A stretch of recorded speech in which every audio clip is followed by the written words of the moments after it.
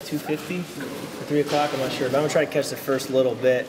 Then I got to leave it up to my teammates and go get some schoolwork done. So hopefully it'll end up all right. Can you reveal any of your strategies? I haven't even put much thought into it yet. I got 3 finals this week, so I've been thinking a lot about that. But I think you got to go to the most valuable positions on the field, which I think are defensive line and offensive line first, and get as many of those guys as you can and control the line of scrimmage. And we've always said we have enough playmakers on the outside and receivers and defensive backs that I think we have good depth there. But you got to get your linemen first. Do you have a guess on who will go first?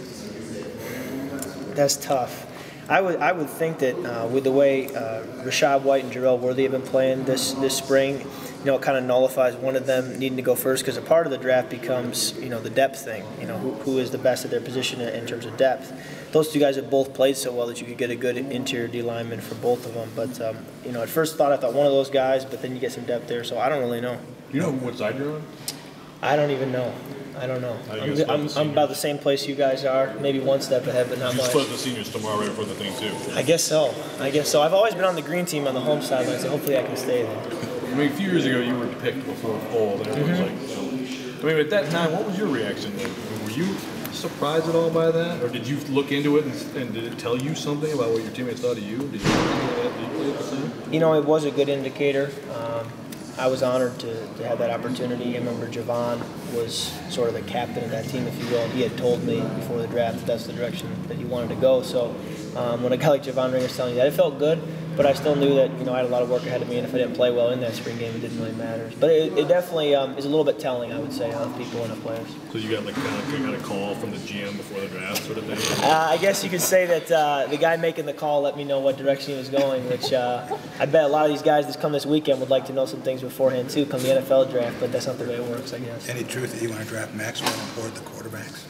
It'd be interesting, because if we were to draft Maxwell, you'd have 2 quarterbacks there.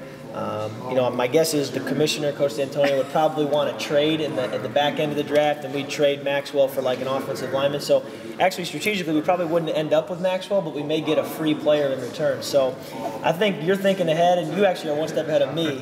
But I like the way you're going. If you want to talk with me later after tonight, you give me your opinion, and we'll try to work this draft out afterwards. Did D'Antonio tell you you're getting your rings on Saturday too? The last I've heard was from our equipment manager, Dylan Marinas, and he said until he has them in his hand, he's not going to tell us what the plan is, because he just doesn't want us to plan to get them on Saturday, and if they're not in yet, he doesn't want to do that. So if they get in, I was told we might get them Saturday, but that's sort of a big if they get here. He told us we're going to get them at the picnic Saturday. Okay, well, I guess that's good news. I'm excited to get them. It'll be fun to get those and see what they look like, and it'll be a good feeling. Go into that a little bit more and how exciting that is for a player. I've never gotten a ring of that kind of magnitude, so I don't really speak from experience when talking about getting a ring to commemorate a season. But obviously, it'll be a special feeling, something that hasn't been done in 20 years, something that Coach Salem told us. Coach Salem's dad was the head coach at Minnesota. And he said next to his wedding ring, he wore his Big Ten championship ring all the time when they won the Big Ten championship back in 1960 or something like that in Minnesota. So that was before we won it. So he said there's a special thing about winning a Big Ten title, and I think we'll appreciate it more when you look back 20, 30 years down the road. What have you seen out of some of the younger offensive linemen like Travis Jackson and Skylar Schaffner? First and foremost, I see a great work ethic. These guys, and I've said it all along through the spring, these guys really want to get better. They want to be great football players. They're working really hard, and I'm just privileged to work with them. They're learning, they're doing a really good job, and they've come a long ways from the first spring practice to now.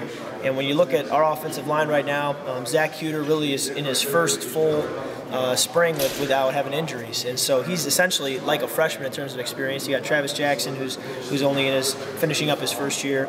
Dan France has just switched over to left tackle, so he's like a freshman. So you have some young guys there, but they're working really hard and they're picking things up really well. So I'm excited come August of the group we'll have there. Did the seniors have any say in the design of the rings, the captains last year? We did. Yep. They did a good job of getting our opinion, and the Unity Council and the whole team really.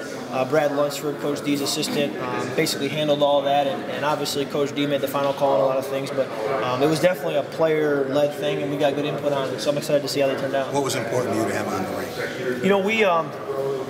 We wanted to have some things to commemorate what made the season special. 7-0 at home. 7's the number of completion, and we wanted to have something with 7. So I believe there's 7 green stones in the ring from what I've heard.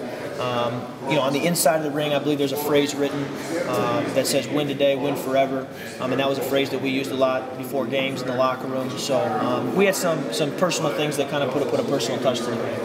How much do you think